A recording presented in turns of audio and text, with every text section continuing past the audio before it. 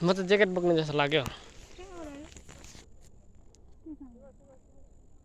दुईजना दाजुहरू त हरा त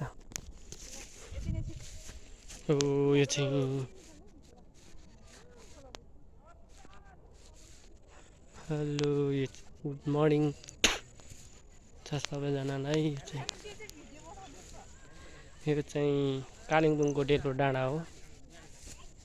हेर्न सक्नुहुन्छ यस्तो छ फुलहरू